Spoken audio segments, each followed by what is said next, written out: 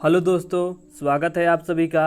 आज हम आपके जीके जीएस से महत्वपूर्ण 500 क्वेश्चन करेंगे जो कि आपके आने वाले किसी भी एग्जाम में बहुत ही ज़्यादा मदद मिलेगा। तो चलिए आइए शुरू करते हैं। देखिए आपका पहला क्वेश्चन दे रहा है कि नोबेल पुरस्कार की शुरुआत कब से हुई थी। तो नोबेल पुरस्कार आपका 1901 ईस्वी से 6 क्षेत्रों में दिया जाता है। देखिए कौन कौन से 6 क्षेत्र हैं। तो चिकित्सा के क्षेत्र में, भौतिकी के क्षेत्र में, रसायन के क्षेत्र में, शांति के क्षेत्र में, साहित्य के क्षेत्र में और आपके अर्थशास्त्र के क्षेत्र में दिया जाता है। जो आपका अर्थशास्त्र का क्षेत्र है इसको 1969 ईस्वी में जोड़ा गया था। इसके आगे कुछ अन्य पुरस्कार हैं, उसके बारे में हम चर्चा कर लेते हैं।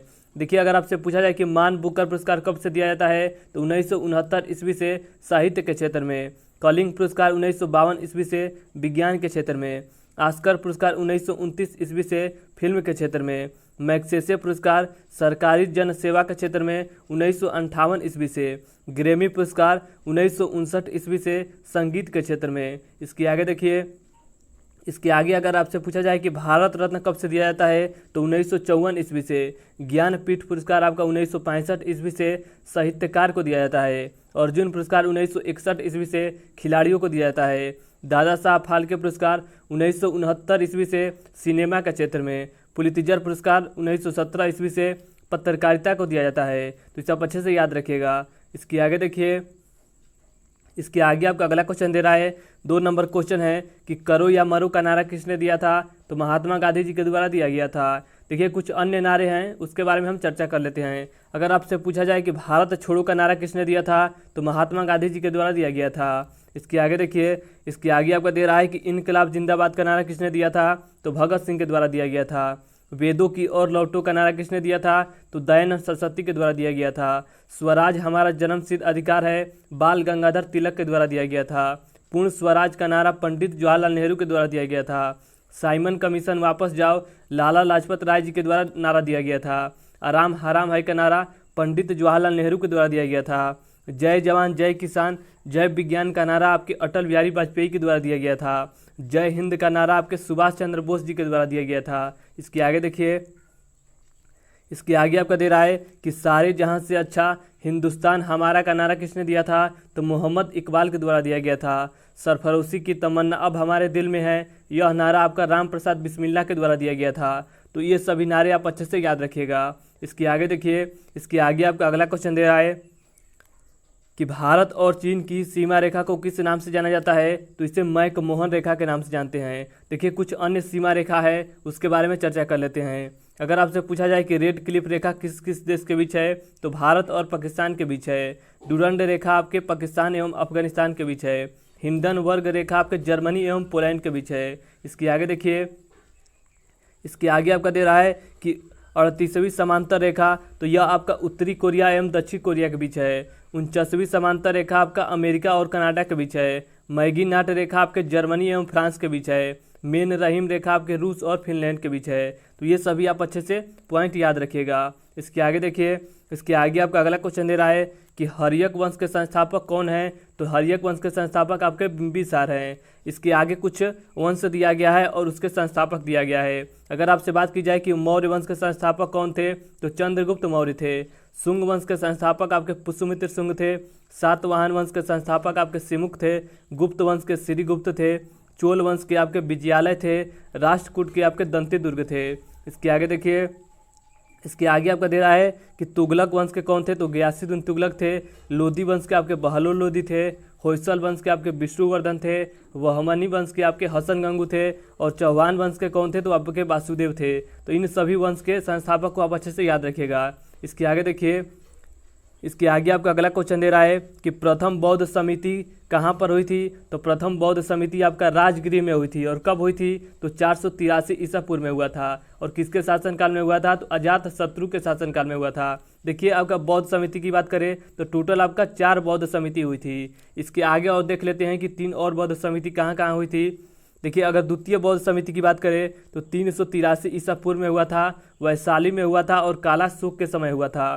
तृतीय बौद्ध समिति आपका 355 ईसा पूर्व में हुआ था, पाटलिपुत्र में हुआ था और आपके अशोक के शासनकाल में हुआ था।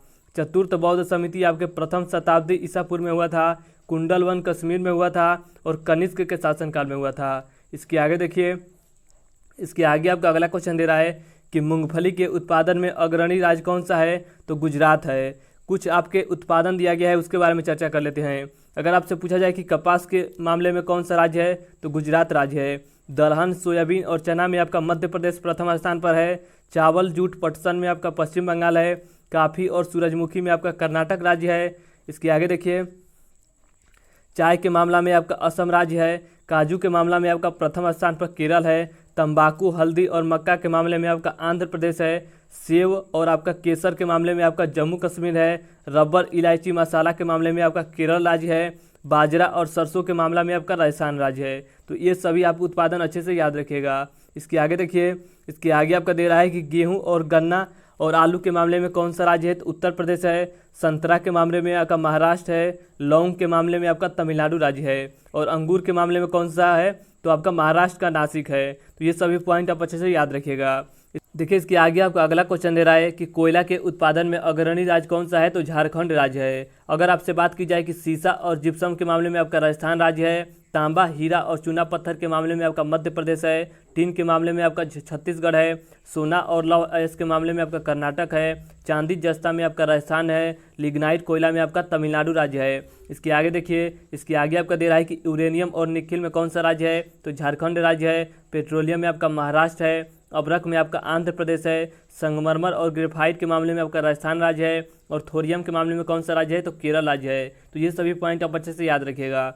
इसके आगे देखिए, इसके आगे आपका अगला क्वेश्चन दे रहा है कि हंटर आयोग का संबंध किससे है, तो हंटर आयोग का संबंध आपके जलियांवाला बाग हत्याकांड से है। रंगराजन समिति का संबंध किससे है, तो भुगतान संतुलन से है। राजा चलैया समिति का संबंध आपके कर सुधार से है।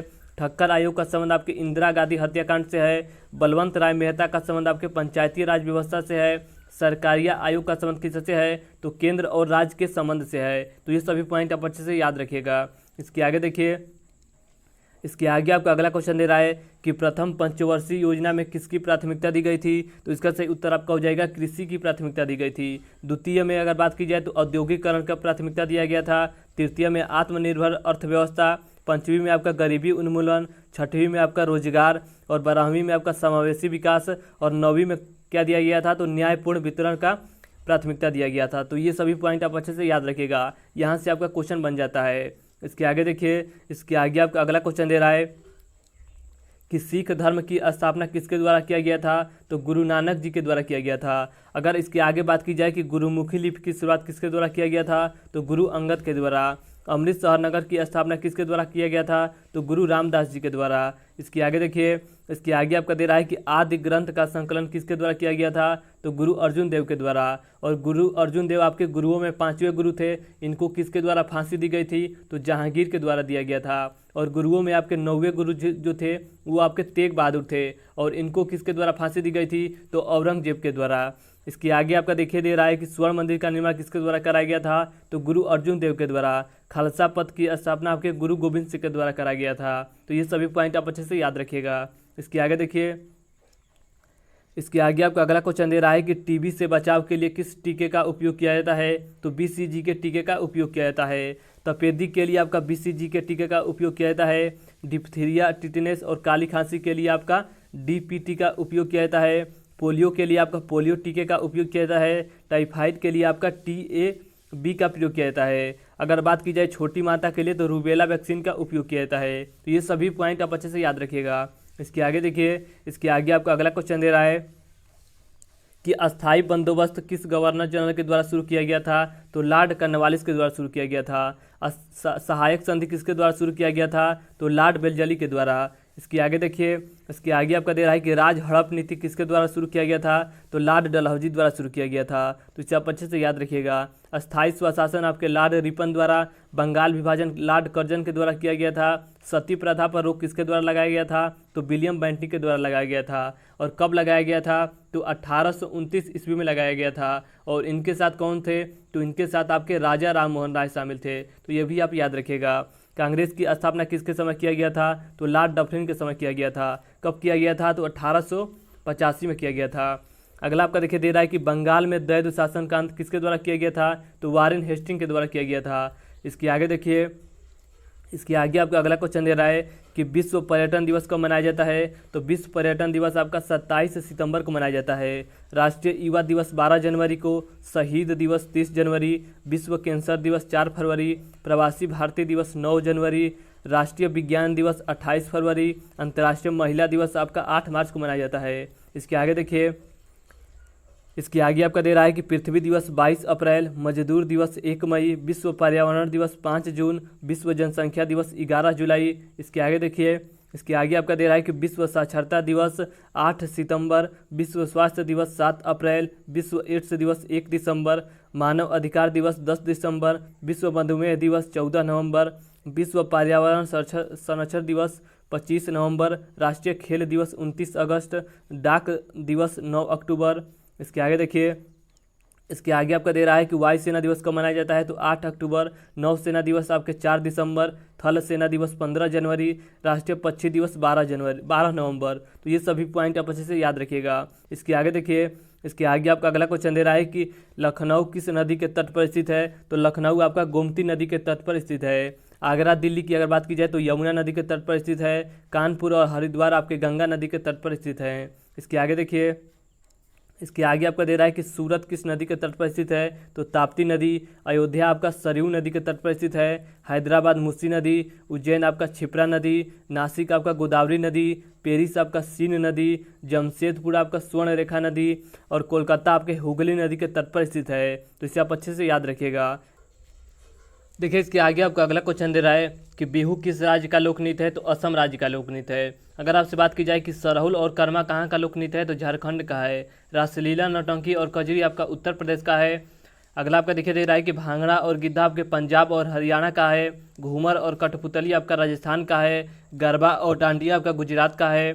लावनी और तमाशा आपका महाराष्ट्र का है। मोहिनी अट्टम की बात करें तो ये आपका केरल राज्य का है। इसके आगे देखिए, इसके आगे आपका दे रहा है कि यक्षगान कहाँ का है। तो कर्नाटक का है। मुखौटा की अगर बात की जाए तो अरुणाचल प्रदेश का है। अगला आपका क्वेश्चन है कि पीतल किसका मिश्र धातु है। तो तांबा और जस्ता का मिश्र धातु है। इसके आगे देखिए, इसके आगे आपका दे रहा है कि कांसा किसका मिश्र धातु है। तो कांसा आपका तांबा और टिन का मिश्र धातु है। विटामिन के खोजकर्ता कौन है। तो फंक है। विटामिन ए के खोजकर्ता आपके मैकुलम है। विटामिन बी के खोजकर्ता आपके मैकुलम है। विटामिन सी के खोजकर्ता आपके होलकट हैं। विटामिन डी के खोजकर्ता आपके हापकिंस है। और विटामिन डी कहाँ से मिलता है। तो विटामिन डी हमें धूप से मिलता है। इसके आगे देखिए, इसके आगे आपका अगला क्वेश्चन दे रहा है कि बेटी बचाओ बेटी पढ़ाओ योजना की शुरुआत कब की गई थी। तो इसका सही उत्तर आपका हो जाएगा 22 जनवरी 2015 को किया गया था। दीनदयाल ग्राम ज्योति योजना की शुरुआत कब की गई थी। तो 25 जुलाई 2015 को किया गया था। मेक इन इंडिया की शुरुआत आपका 25 सितंबर 2014 को किया गया था। प्रधानमंत्री जन धन योजना की शुरुआत आपका 28 अगस्त 2014 को किया गया था। स्वच्छ भारत मिशन की शुरुआत आपका 2 अक्टूबर 2014 को किया गया था। मनरेगा की शुरुआत आपका 2 फरवरी 2006 को किया गया था। प्रधानमंत्री ग्रामोद्य योजना की शुरुआत 2001 ईस्वी में किया गया था। अगला आपका देखिए दे रहा है कि प्रधानमंत्री रोजगार योजना की शुरुआत कब किया गया था। तो 2 अक्टूबर 1993 को किया गया था। इसके आगे देखिए, इसके आगे आपका अगला पॉइंट दे रहा है कि इंदिरा आवास योजना की शुरुआत कब किया गया था। तो 1985-86 में किया गया था। अंत्योदय योजना की शुरुआत कब किया गया था। तो 1977-78 में किया गया था। काम के बदले अनाज कार्यक्रम की शुरुआत कब किया गया था। तो 1977 और 78 में किया गया था। तो ये सभी पॉइंट आप अच्छे से याद रखिएगा। इसके आगे देखिए, इसके आगे आपका अगला क्वेश्चन दे रहा है कि संचालन समिति के अध्यक्ष कौन थे। तो डॉक्टर राजेंद्र प्रसाद थे। संघ समिति के अध्यक्ष आपके पंडित जवाहरलाल नेहरू थे। प्रांतीय संविधान समिति के अध्यक्ष आपके वल्लभ भाई पटेल थे। प्रारूप समिति के अध्यक्ष आपके भीमराव अंबेडकर जी थे। झंडा समिति के अध्यक्ष आपके जेबी कृपलानी थी। संघ शक्ति समिति के अध्यक्ष कौन थे। तो पंडित जवाहरलाल नेहरू थे। इसके आगे देखिए, इसके आगे आपका अगला क्वेश्चन दे रहा है कि हॉकी के जादूगर किसे कहा जाता है। तो हॉकी के जादूगर आपका मेजर ध्यानचंद को कहा जाता है। उड़न परी आपका पीटी उषा को कहा जाता है। फ्लाइंग सिख मिल्खा सिंह को कहा जाता है। रावलपिंडी एक्सप्रेस शोएब अख्तर को कहा जाता है। सुपर माम आपका मेरी कॉम को कहा जाता है। बंगाल टाइगर सौरभ गांगुली को कहा जाता है। टर्मिनेटर आपका हरभजन सिंह को कहा जाता है। इसके आगे देखिए, इसके आगे आपका अगला क्वेश्चन दे रहा है कि सवाना घास के मैदान किस देश में पाए जाते हैं। तो अफ्रीका में पाए जाते हैं। लानोस घास के मैदान आपके वेनेजुएला में। प्रेयरी घास के मैदान आपके उत्तरी अमेरिका व कनाडा में। पम्पास घास के मैदान अर्जेंटीना में। वेल्ड घास के मैदान आपके दक्षिण अफ्रीका में। डाउन्स घास के मैदान आपके ऑस्ट्रेलिया में। स्टेपीज घास के मैदान आपके एशिया एवं यूरोप में पाए जाते हैं। कंपोज घास के मैदान आपके ब्राज़ील में पाए जाते हैं। इसके आगे देखिए, पटाना घास के मैदान कहाँ पाए जाते हैं? तो ये आपके श्रीलंका में पाए जाते हैं। तो ये सभी पॉइंट आप अच्छे से याद रखिएगा। इसके आगे देखिए, इसके आगे आपको अगला क्वेश्चन दे रहा है कि क्षेत्रफल की दृष्टि से भारत का विश्व में कौन सा स्थान है? तो 7वां स्थान है। और पहले स्थान पर कौन सा देश है? तो रूस है। भारत का क्षेत्रफल कितना है? तो 32,87,263 वर्ग किमी है, जो कि विश्व का 2.42% है। अगर बात करें जनसंख्या के मामले में, तो 2011 की जनगणना के हिसाब से जनसंख्या के मामले में आपका भारत दूसरे स्थान पर है। भारत का जनसंख्या कितना है? तो भारत का जनसंख्या विश्व की जनसंख्या का 17.5% है। ये सभी पॉइंट आप अच्छे से याद रखिएगा। अगला क्वेश्चन दे रहा है कि कर्क रेखा भारत के कितने राज्यों से होकर गुजरता है? तो भारत के 8 राज्यों से होकर गुजरता है। कौन कौन से राज्य है? तो गुजरात है, राजस्थान है, मध्य प्रदेश है, छत्तीसगढ़ है, पश्चिम बंगाल है, झारखंड है, त्रिपुरा है और आपका मिजोरम है। इसके आगे देखिए, इसके आगे आपका अगला क्वेश्चन दे रहा है कि भारतीय मानक समय किस नगर से होकर गुजरता है? तो भारतीय मानक समय आपका 82.5 डिग्री पूर्वी देशांतर इलाहाबाद के नैनी से होकर गुजरता है। और कितने राज्यों को टच करता है? तो उत्तर प्रदेश, छत्तीसगढ़, मध्य प्रदेश, उड़ीसा और आंध्र प्रदेश से होकर गुजरता है। यानी कि टोटल आपके 5 राज्यों से होकर गुजरता है। एक आपसे क्वेश्चन पूछा जाता है कि भारत का जो समय है ग्रीनविच से कितना आगे है? तो 5.5 घंटा आगे है। अगला आपका क्वेश्चन दे रहा है कि सबसे प्राचीन पर्वत श्रृंखला कौन सा है? तो सबसे प्राचीन पर्वत श्रृंखला आपका अरावली है, जो कि राजस्थान राज्य में स्थित है। और इसका सर्वोच्च चोटी कौन सा है? तो इसका सर्वोच्च चोटी आपका गुरु शिखर है। अगला आपका क्वेश्चन दे रहा है कि दक्षिण भारत की सबसे ऊंची चोटी कौन है? तो दक्षिण भारत की सबसे ऊंची चोटी आपका अनाईमुड़ी है। यह चोटी पश्चिमी घाट पर्वत का भाग है और कहाँ पर स्थित है? तो केरल में स्थित है। केरल के आपका इडुक्की जिला में स्थित है। इसके आगे देखिए, इसके आगे आपका अगला क्वेश्चन ले रहा है कि किस पहाड़ी पर पूर्वी घाट पश्चिमी घाट से मिलता है? तो नीलगिरी की पहाड़ी पर मिलता है। और नीलगिरी पहाड़ी को ब्लू माउंटेन के नाम से जाना जाता है। और इसकी सबसे ऊंची चोटी कौन है? तो दोदा बेटा है, जिसकी ऊंचाई कितनी है? तो 26 से 37 मीटर है। अगला क्वेश्चन है कि आपका नर्मदा एवं ताप्ती नदी के मध्य कौन सा पठार स्थित है? तो नर्मदा एवं ताप्ती के मध्य आपका सतपुड़ा रेंज स्थित है। यानी कि जैसे मान लीजिए ये आपका नर्मदा नदी हो गया और बीच में आपका सतपुड़ा पहाड़ स्थित है और नीचे से आपका ताप्ती नदी बहती है। तो ये क्वेश्चन आप अच्छे से याद रखिएगा। देखिए, जो आपका सतपुड़ा रेंज है इसके आपके पश्चिमी साइड में राजपीपला या बड़वानी की पहाड़ी है और इसके बीच में आपका महादेव पहाड़ी है और इसके पूरब साइड में कौन सा पहाड़ी है? तो मैकाल पठार स्थित है। एक आपसे क्वेश्चन पूछा जाता है कि सतपुड़ा रेंज की सबसे ऊंची चोटी कौन है? तो सतपुड़ा रेंज की सबसे ऊंची चोटी आपका धूपगढ़ है, जो कि आपका महादेव पहाड़ी पर स्थित है। और महादेव पहाड़ी में कहाँ स्थित है? तो पचमढ़ी एक जगह पड़ता है, वहाँ पर स्थित है। पचमढ़ी की अगर बात की जाए तो यह आपका मध्य प्रदेश का एकमात्र हिल स्टेशन है और पचमढ़ी को ही सतपुड़ा की रानी कहा जाता है। तो ये भी आप पॉइंट अच्छे से याद रखिएगा। इसके आगे आपका अगला क्वेश्चन है कि पीर पंजाल दर्रा किस राज्य में स्थित है? तो पीर पंजाल दर्रा आपके जम्मू कश्मीर राज्य में स्थित है। अगर आपसे बात की जाए कि काराकोरम दर्रा और जोजिला दर्रा किस राज्य में स्थित है? तो लद्दाख में स्थित है। पीर पंजाल बनिहाल दर्रा आपके जम्मू कश्मीर राज्य में स्थित है। इसके आगे देखिए, इसके आगे आपका अगला दे रहा है कि सिपकिला, रोहतांग और बड़ा लाचा दर्रा किस राज्य में स्थित है? तो हिमाचल प्रदेश में स्थित है। माना दर्रा, नीति दर्रा, लिपुलेख दर्रा आपके किस राज्य में स्थित है? तो यह आपके उत्तराखंड राज्य में स्थित है। इसके आगे आपका देखिए अगला दे रहा है कि नाथुला दर्रा, जिलेपला दर्रा किस राज्य में स्थित है? तो सिक्किम राज्य में स्थित है। तुजू दर्रा आपके मणिपुर राज्य में स्थित है। थालगढ़ दर्रा और भोरगढ़ दर्रा आपके महाराष्ट्र राज्य में स्थित है। पालगढ़ दर्रा और आपके किस राज्य में स्थित है? तो केरल राज्य में स्थित है। इसके आगे आपका देखिए अगला क्वेश्चन दे रहा है, अगला क्वेश्चन है कि सियाचिन हिमनद कहाँ स्थित है? तो आपके नुब्रा घाटी में स्थित है, जो कि आपके लद्दाख में पड़ता है। अगला क्वेश्चन है कि भारत की सबसे बड़ी जनजाति कौन है? तो गोंड जनजाति है। अगला क्वेश्चन है कि बांग्लादेश में प्रवेश करने के बाद गंगा नदी को किस नाम से जाना जाता है? तो इसे पद्मा नदी के नाम से जाना जाता है। अगर इसके आगे बात की जाए गंगा नदी के बारे में, तो गंगा नदी आपके उत्तराखंड में एक जगह पड़ता है, गोमुख से निकलती है और यह भारत की सबसे बड़ी नदी है। इसकी लंबाई कितनी है? तो 25-25 मीटर है और यह गोमुख से निकलती है और बंगाल की खाड़ी में जाकर गिर जाती है। इसके आगे देखिए, इसके आगे आपका दे रहा है कि भागीरथी और अलकनंदा कहाँ मिलती है? तो ये नदी आपके देवप्रयाग में मिलती है। जब ये दोनों नदी मिलती है तब इसे हम संयुक्त रूप से गंगा का नाम देते हैं, जो कि भारत की सबसे बड़ी लंबी नदी है। इसकी लंबाई कितनी है? तो 25-25 मीटर है। तो देखिए, भागीरथी और अलकनंदा नदी जब मिलती है तभी इसे हम संयुक्त रूप से गंगा का नाम देते हैं। अगर आपसे पूछा जाए कि प्रायद्वीप भारत की सबसे लंबी नदी कौन है, तो वो आपकी गोदावरी नदी हो जाएगी। लेकिन अगर आपसे बात करेगा कि भारत की सबसे बड़ी नदी कौन है, तो आपकी गंगा नदी है, जिसकी लंबाई 25-25 मीटर है। तो इसे आप अच्छे से याद रखिएगा। इसके आगे चलिए, इसके आगे आपको देखिए अगला क्वेश्चन दे रहा है कि कावेरी नदी का उद्गम कहाँ से होता है। तो कावेरी नदी का उद्गम आपके ब्रह्मगिरी की पहाड़ी से होता है।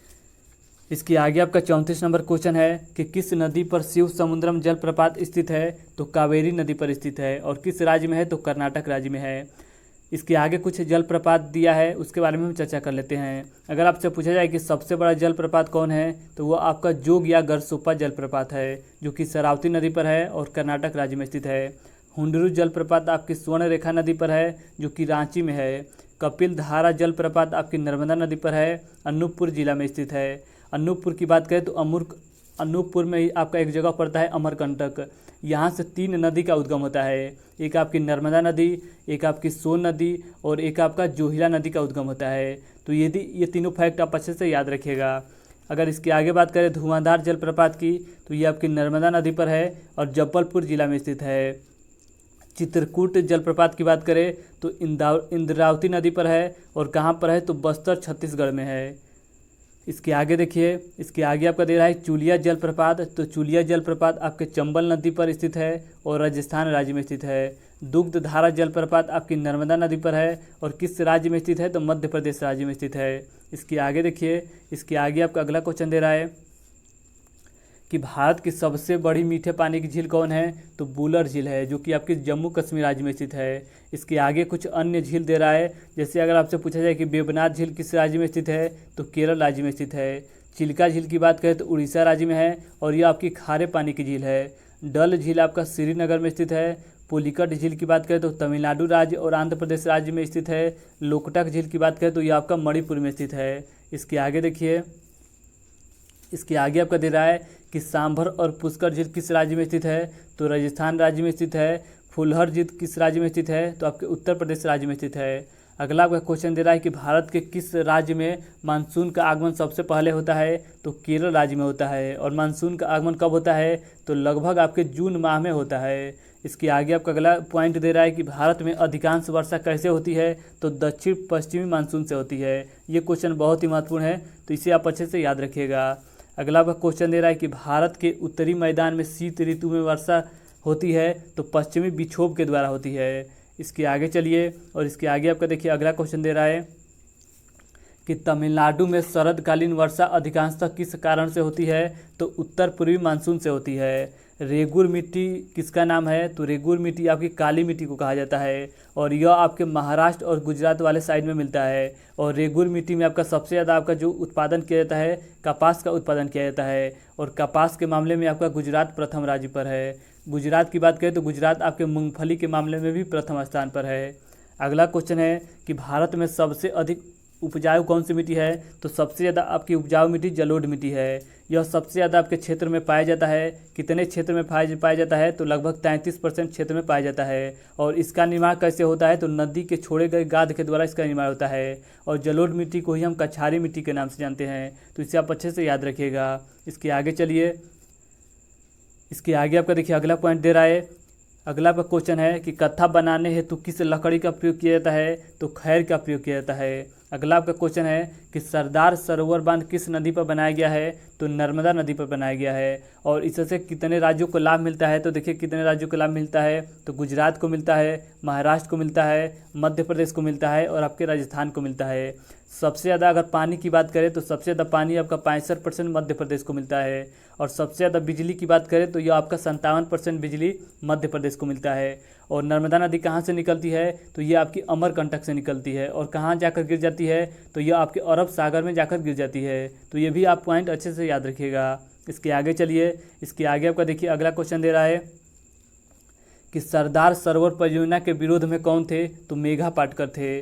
भांखड़ा नागल बांध किस नदी पर बनाया गया है, तो सतलज नदी पर बनाया गया है। हीरा कुंड बांध कौन सी नदी पर बनाया गया है, तो महानदी पर बनाया गया है।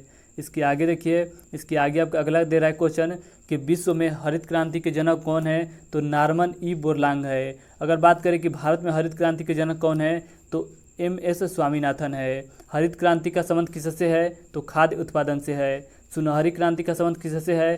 तो फल एवं सब्जी उत्पादन से है। इसके आगे देखिए, इसके आगे आपका दे रहा है कि श्वेत क्रांति का संबंध किससे है? तो दुग्ध उत्पादन से है। भूरी क्रांति का संबंध आपके उर्वरक उत्पादन से, नीली क्रांति का संबंध आपके मत्स्य उत्पादन से, लाल क्रांति का संबंध आपके मांस एवं टमाटर उत्पादन से, काली क्रांति का संबंध आपके पेट्रोलियम उत्पादन से, गोल क्रांति का संबंध आपके आलू उत्पादन से, पीली क्रांति का संबंध आपके तिलहन उत्पादन से, गुलाबी क्रांति का संबंध आपके झींगा प्याज उत्पादन से।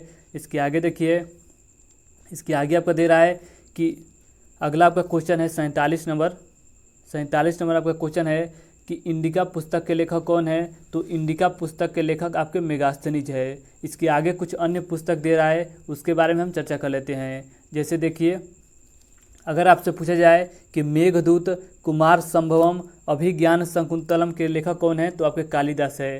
कालिदास को भारत का शेक्सपियर भी कहा जाता है। मुद्रा राक्षस के लेखक आपके विशाख दत्त हैं। अष्टाध्यायी के लेखक आपके पढ़नी हैं। अर्थशास्त्र के लेखक चाणक्य है। राज तरंगरी के लेखक आपके कल्हण हैं। हर्षचरित और कादम्बरी के लेखक आपके बाणभट्ट है। पंचतंत्र के लेखक आपके विशुर शर्मा है। गीत गोविंद के जयदेव हैं। पृथ्वीराज रासो के चंद बरदाई हैं। शाहनामा के लेखक फिरदौसी है। आईने अकबरी के लेखक आपके अबुल फजल हैं। बाबरनामा किसके द्वारा लिखा गया है? तो बाबर के द्वारा। अकबरनामा आपके अबुल फजल के द्वारा। हुमायूं नामा गुलबंद बेगम के द्वारा। मिलिंद पन्हो की बात करें तो नागसेन के द्वारा लिखा गया है। इसके आगे चलिए, इसके आगे आपका देखिए दे रहा है कि बुद्ध चरित के लेखक कौन है? तो अश्वघोष है। भारत भारतीय के लेखक कौन है? तो मैथिली शरण गुप्त है। वंदे मातरम किसके द्वारा लिखा गया है? तो बंकिम चंद्र चटर्जी के द्वारा। यंग इंडिया आपके महात्मा गांधी जी के द्वारा। लाइफ डिवाइन अरविंद घोष के द्वारा। भारत एक खोज की बात करें तो पंडित जवाहरलाल नेहरू के द्वारा लिखा गया है। डिवाइन लाइफ शिवानंद के द्वारा। इंडिया विंस फ्रीडम आपके अबुल कलाम आज़ाद के द्वारा। इंडिया डिवाइडेड राजेंद्र प्रसाद के द्वारा। गोदान की बात करें तो मुंशी प्रेमचंद के द्वारा लिखा गया है। मालती माधव किसके द्वारा लिखा गया है? तो भवभूति के द्वारा लिखा गया है। तो ये सभी पुस्तक आप अच्छे से याद रखिएगा। देखिए, इसके आगे आपका अगला क्वेश्चन दे रहा है कि औरंगजेब का मकबरा कहाँ स्थित है? तो दौलताबाद में स्थित है। अकबर का मकबरा कहाँ स्थित है? तो सिकंदराबाद में। बाबर का मकबरा आपके काबुल में है। जहांगीर का मकबरा आपके लाहौर में है। हुमायूं का मकबरा आपके दिल्ली में स्थित है। शेर शाह सूरी का मकबरा आपके सासाराम बिहार में स्थित है। शाहजहाँ का मकबरा आपके आगरा में स्थित है। बैजू बावरा का मकबरा आपके चंदेरी में स्थित है, जो कि आपके मध्य प्रदेश में पड़ता है। अगला क्वेश्चन है कि खजुराहो मंदिर का निर्माण किसके द्वारा कराया गया था? तो खजुराहो मंदिर का निर्माण आपके चंदेल शासकों के द्वारा कराया गया था। और कहाँ पर स्थित है? तो ये आपके मध्य प्रदेश के छतरपुर जिले में स्थित है। इसके आगे देखिए, कुछ अन्य मंदिर दिया है, उसके बारे में हम चर्चा कर लेते हैं। अगर आपसे पूछा जाए कि अजंता एवं एलोरा की गुफा कहाँ स्थित है? तो ये आपके महाराष्ट्र के औरंगाबाद में स्थित है। शांति निकेतन आपके पश्चिम बंगाल के कोलकाता शहर में स्थित है। विजय स्तंभ आपके राजस्थान के चित्तौड़ में स्थित है। इसके आगे देखिए, इसके आगे आपका दे रहा है कि चार मीनार कहाँ स्थित है? तो हैदराबाद में स्थित है। हम्पी आपके कर्नाटक में स्थित है। चिल्का झील आपके उड़ीसा में स्थित है। एलिफेंटा की गुफा आपके मुंबई में स्थित है। रॉक गार्डन आपके चंडीगढ़ में स्थित है। सारनाथ आपके वाराणसी में स्थित है। महाबलीपुरम आपके चेन्नई में स्थित है। सांची स्तूप आपके मध्य प्रदेश के रायसेन जिले में स्थित है। लिंगराज मंदिर आपके उड़ीसा में स्थित है। सोमनाथ मंदिर आपके गुजरात में स्थित है। यही सोमनाथ मंदिर है जहां पर गजनी ने 1024 ईस्वी में आक्रमण किया था। अगला आपका दे रहा है कैलाश मंदिर। तो कैलाश मंदिर आपके एलोरा महाराष्ट्र में स्थित है। महाबलेश्वर आपके महाराष्ट्र में स्थित है। दिलवाड़ा का जौन मंदिर आपके माउंट आबू राजस्थान में स्थित है। इसके आगे देखिए, इसके आगे आपका दे रहा है कि रामेश्वर मंदिर आपके तमिलनाडु में स्थित है। मीनाक्षी मंदिर आपके मदुरई तमिलनाडु में स्थित है। स्वर्ण मंदिर आपके पंजाब के अमृतसर में स्थित है। 2.5 दिन का झोपड़ा आपके अजमेर में स्थित है, जो कि राजस्थान में पड़ता है। कांचीपुरम का मंदिर कहाँ स्थित है? तो तमिलनाडु के चेन्नई में स्थित है। तो ये सभी मंदिर और आपके जितने भी स्तूप है, इसे आप अच्छे से याद रखिएगा। इसके आगे चलिए, इसके आगे आपका अगला क्वेश्चन दे रहा है कि भाखड़ा नांगल परियोजना किस नदी पर बनाया गया है? तो सतलज नदी पर बनाया गया है, जो कि आपके पंजाब राज्य में स्थित है। इसके आगे कुछ देखिए अन्य परियोजना है। जैसे अगर आपसे बात की जाए कि इंदिरा गांधी नहर परियोजना कहाँ पर बनाया गया है, तो ये आपके राजस्थान राज्य में बनाया गया है। और किस नदी पर? तो ब्यास और सतलज नदी पर बनाया गया है। हीराकुंड बांध परियोजना आपकी महानदी पर बनाया गया है, उड़ीसा राज्य में बनाया गया है। इसके आगे देखिए, इसके आगे आपका दे रहा है कि तुंगभद्रा परियोजना की बात करें तो तुंगभद्रा नदी पर बनाया गया है, आंध्र प्रदेश में बनाया गया है। फरक्का परियोजना आपकी गंगा नदी और भागीरथी नदी पर बनाया गया है, पश्चिम बंगाल राज्य में बनाया गया है। काकरापारा की बात करें तो ताप्ती नदी पर बनाया गया है और गुजरात राज्य में बनाया गया है। उकाई परियोजना ताप्ती नदी पर गुजरात में बनाया गया है। टिहरी बांध परियोजना आपकी भागीरथी नदी पर बनाया गया है और सरदार सरोवर परियोजना आपकी नर्मदा नदी गुजरात में बनाया गया है। तो ये सभी परियोजना आप अच्छे से याद रखिएगा। इसके आगे चलिए, इसके आगे आपका देखिए अगला क्वेश्चन दे रहा है कि टाइफाइड किन कारणों से होता है। तो टाइफाइड आपके बैक्टीरिया से होता है। देखिए कुछ बैक्टीरिया जनित रोग हैं, कुछ प्रोटोजोआ जनित रोग हैं, कुछ वायरस जनित रोग हैं। इन सभी के बारे में हम चर्चा कर लेते हैं। अगर बात की जाए वायरस से कौन कौन से रोग होते हैं, तो देखिए वायरस से आपका रेबीज होता है, चेचक होता है, जुखाम होता है, पोलियो होता है, इन्फ्लुएंजा होता है, खासरा होता है, डेंगू ज्वर होता है, एड्स होता है और आपका चिकनगुनिया रोग होता है। इसके आगे अगर बात करें बैक्टीरिया से जनित रोग, तो बैक्टीरिया से आपका टिटनेस होता है, फ्लेग होता है, हैजा होता है, तपेदिक होता है, डिप्थीरिया होता है, काली खांसी होता है और आपका निमोनिया होता है। इसके आगे आपका प्रोटोजोआ जनित रोग की बात करें तो मलेरिया, पायरिया, सोने की बीमारी, पेचिस और कालाजार, ये सभी आपका प्रोटोजोआ से संबंधित रोग हैं। कवक जनित रोग की बात करें तो गंजापन, एथलीट फुट, दमा, खाज और दाद, ये सभी आपके कवक जनित रोग हैं। इसके आगे चलिए, इसके आगे आपको देखिए अगला क्वेश्चन दे रहा है कि नींबू में कौन सा अम्ल पाया जाता है। तो नींबू में आपका साइट्रिक अम्ल पाया जाता है। खट्टे फलों और संतरा में आपका साइट्रिक अम्ल पाया जाता है। टमाटर में आपका आक्जेलिक अम्ल पाया जाता है। इसके आगे देखिए, इसके आगे आपका दे रहा है कि सिरका में कौन सा अम्ल। तो सिरका में आपका एसिटिक अम्ल पाया जाता है। इमली और अंगूर में टारटेरिक अम्ल पाया जाता है। दूध में आपका लैक्टिक अम्ल पाया जाता है। मूत्र में आपका यूरिक अम्ल पाया जाता है। बिच्छू के डंक और लाल चींटी के डंक में आपका फर्मिक अम्ल पाया जाता है। तो इसे आप अच्छे से याद रखिएगा। इसके आगे चलिए, इसके आगे आपका देखिए अगला क्वेश्चन दे रहा है कि ब्रह्म समाज की स्थापना किसके द्वारा किया गया था।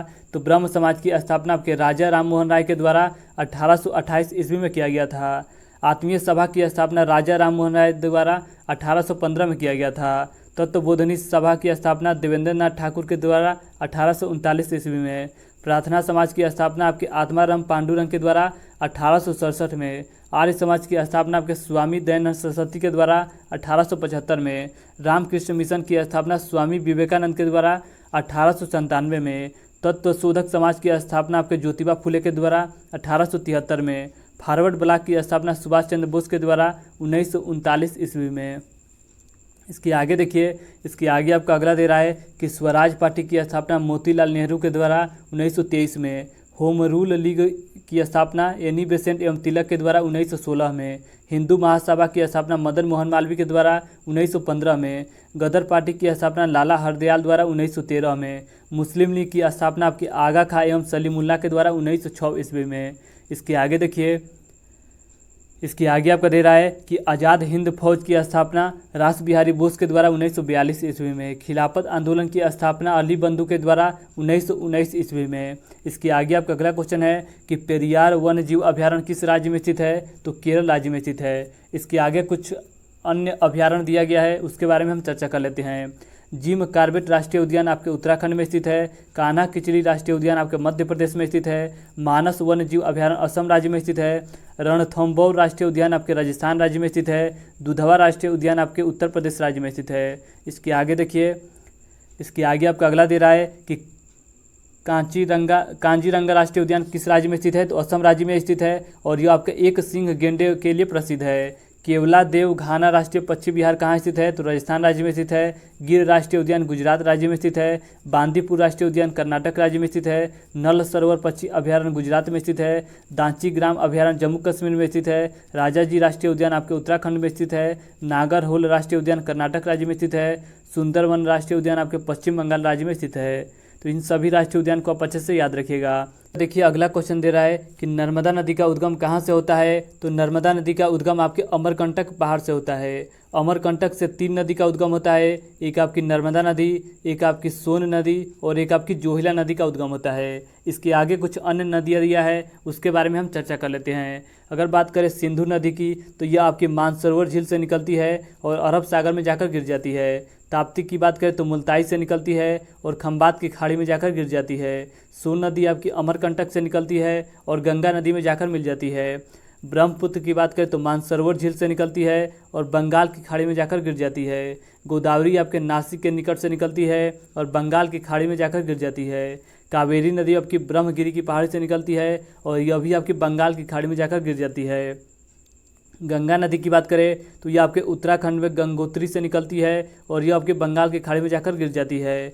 चंबल नदी की बात करें तो जानापाव पहाड़ी से निकलती है और यह आपकी नदी यमुना से जाकर मिल जाती है। इसके आगे आपका देखिए चिनाब की बात करें तो बड़ा लाचेदारा से निकलती है और यह आपकी सिंधु नदी में जाकर मिल जाती है। झेलम की बात करें तो शेषनाग झील से निकलती है और यह भी आपकी चिनाब नदी से जाकर मिल जाती है। कृष्णा नदी की बात करें तो महाबलेश्वर से निकलती है और यह आपकी बंगाल की खाड़ी में जाकर गिर जाती है। तो इन सभी नदियों को अच्छे से याद रखिएगा। इसके आगे आपका अगला क्वेश्चन दे रहा है कि राष्ट्रपति पर महाभियोग किस अनुच्छेद के अंतर्गत लगाया जा सकता है, तो अनुच्छेद 61 के तहत लगाया जा सकता है। इसके आगे अगर बात करें कि मूल अधिकार का उल्लेख किस में दिया गया है, तो मूल अधिकार आपके अनुच्छेद 12 से 35 तक दिया गया है। और मूल अधिकार कहाँ से लिया गया है, तो मूल अधिकार आपके अमेरिका के संविधान से लिया गया है। विधि के समझ समानता अनुच्छेद 14 में दिया गया है। इसके आगे देखिए, इसके आगे आपका दे रहा है कि अस्पृश्यता का अंत किस अनुच्छेद में दिया गया है, तो 17 में दिया गया है। प्रेस की स्वतंत्रता आपके अनुच्छेद 19 क में दिया गया है। प्राण एवं दैहिक स्वतंत्रता आपके अनुच्छेद 21 में दिया गया है। बाल श्रम निषेध आपके अनुच्छेद 23 में दिया गया है। राज्य के नीति निर्देशक सिद्धांत की बात करें तो अनुच्छेद 36 से 51 तक दिया गया है। और नीति निर्देशक सिद्धांत कहाँ से लिया गया है, तो आयरलैंड के संविधान से लिया गया है। ग्राम पंचायत का गठन आपके अनुच्छेद 40 में दिया गया है। बच्चों के लिए निःशुल्क शिक्षा आपके अनुच्छेद 19A में दिया गया है। भारत का राष्ट्रपति का उल्लेख अनुच्छेद 52 में दिया गया है। इसके आगे देखिए, इसके आगे आपका दे रहा है कि राष्ट्रपति का निर्वाचन अनुच्छेद 54 में दिया गया है। राष्ट्रपति को क्षमादान करने की शक्ति अनुच्छेद 72 में है। भारत का प्रधानमंत्री होगा अनुच्छेद 74 में कहा गया है। संसद का गठन आपके 79 में कहा गया है। राज्य और लोकसभा का गठन आपके अनुच्छेद 80 और 81 में कहा गया है। लोकसभा का विघटन आपके अनुच्छेद 85 में दिया गया है। इसके आगे देखिए, इसके आगे आपका दे रहा है कि संसद का संयुक्त अधिवेशन अनुच्छेद 108 में दिया गया है। और धन विधेयक के बारे में अनुच्छेद 110 में दिया गया है। अनुसूची और जनजातीय क्षेत्र की बात करें तो अनुच्छेद 244 में बताया गया है। वित्त आयोग की बात करें तो अनुच्छेद 280 में इसका उल्लेख दिया गया है। इसके आगे देखिए, इसके आगे आपका दे रहा है कि निर्वाचन आयोग का उल्लेख कहाँ दिया गया है, तो अनुच्छेद 324 में दिया गया है। अनुसूचित जाति और जनजाति के आरक्षण की बात करें तो अनुच्छेद 330 में दिया गया है। संघ की राजभाषा की बात करें तो अनुच्छेद 343 में दिया गया है। आपातकाल की बात करें तो अनुच्छेद 352 में दिया गया है। और राष्ट्रपति शासन की बात करें तो 356 में दिया गया है। संविधान संशोधन की बात करें तो आपके अनुच्छेद 368 में दिया गया है। और संविधान संशोधन की प्रक्रिया कहाँ से लिया गया है, तो दक्षिण अफ्रीका के संविधान से लिया गया है। समता का अधिकार आपके अनुच्छेद 14 से 18 तक दिया गया है। स्वतंत्रता का अधिकार आपके अनुच्छेद 19 से 22 तक दिया गया है। शोषण के विरुद्ध आपके अधिकार 23 से 24 तक दिया गया है। इसके आगे देखिए, इसके आगे आपका दे रहा है कि धार्मिक स्वतंत्रता का अधिकार आपके 25 से 28 तक दिया गया है।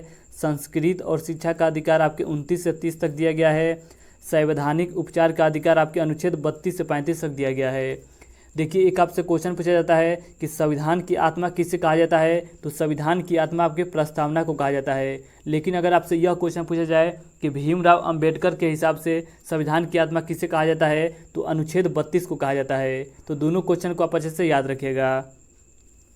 इसके आगे देखिए, इसके आगे आपको देखिए अगला क्वेश्चन दे रहा है कि वायुमंडलीय दाब की माप किसके द्वारा किया जाता है, तो बैरोमीटर के द्वारा किया जाता है। अगर इसके आगे बात करें कि स्टेथोस्कोप किसके द्वारा प्रयोग किया जाता है, तो यह आपके हृदय और फेफड़े की गति सुनने के लिए इसका प्रयोग किया जाता है। कार्डियोग्राम की बात करें तो हृदय गति की जांच के लिए।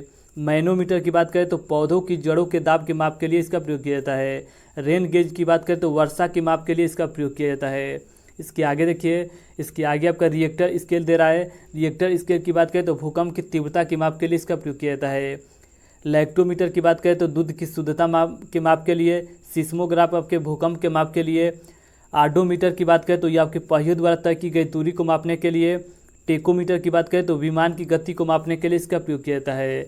इसके आगे चलिए, इसके आगे आपका देखिए अगला क्वेश्चन दे रहा है कि फतेहपुर सीकरी का निर्माण किसके द्वारा कराया गया था, तो अकबर के द्वारा कराया गया था। इसके आगे आपका दे रहा है कुछ गुफाएं और मंदिर के बारे में हम चर्चा कर लेते हैं। जैसे आपका दे रहा है कि अजंता की गुफाएं आपके गुप्त शासकों द्वारा बनाया गया था। एलोरा की गुफाएं आपके राष्ट्रकूटों द्वारा। कांचीपुरम का मंदिर आपके पल्लव राजा के द्वारा। खजुराहो मंदिर चंदेल शासकों के द्वारा। कुतुब मीनार की बात करें तो कुतुब बिन ऐबक के द्वारा।